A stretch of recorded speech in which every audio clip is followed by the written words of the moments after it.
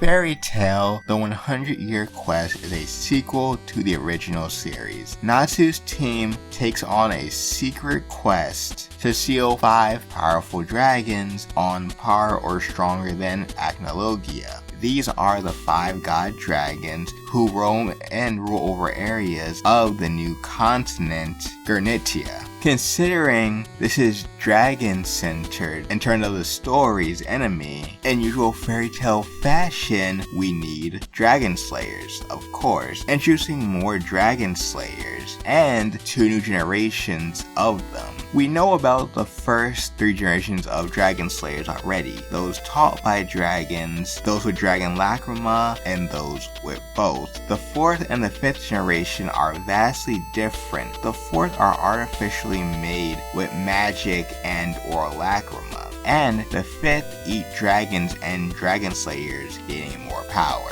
The guild Diabolos, filled with 5th generations, acts as a third party who tries to take down and eat the dragon gods, getting in the way of Fairy Tail or whoever gets in their way. The 5th generations have access to the Dragon Force ability, but shouldn't use them because they'll go berserk and accelerate the dragonification process. The god dragons, named after how powerful they are, not because they're actual gods. They are all different, so the way you fight them is going to be different. On top of that, not all of them are bad, just most of them seem to be that way. So far, only 1 has died, 1's been severely nerfed, 1 is unknown at the moment, 1 is currently the villain of the current arc, and the last one is presented as a personal in-game fight for Natsu. And the last group we need to talk about, the White Wizard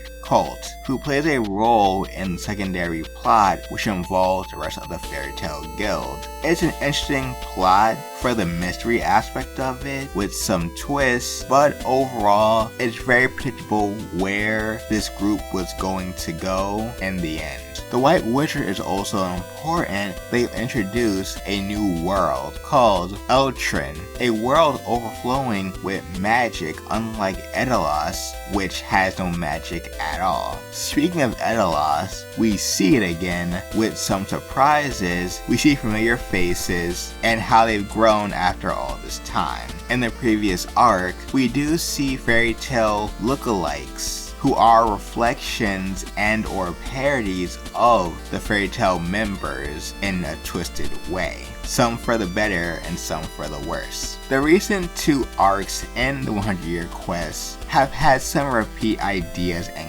concepts, but I think the current arc, the Moondragon arc, overall is doing it in a more interesting way. But sadly, it's short-lived, where in the previous arc, it was very predictable, but at least it lasted a little bit longer to set in for the reader. Natsu's story with the Fire God Dragon overall has me interested in the development of his character and potential power-ups in the future to face the Fire Dragon God. Wendy has some new upgrades, which is convenient considering the opponents they've had to face, but it's also a little bit problematic depending on how you look at it, especially for later in the story. The rest of the characters do have their moments as well, but I do think they could be more interesting and be more relevant in relation to their character. Overall, compared to Wendy and Natsu, what they have going on feels pretty basic.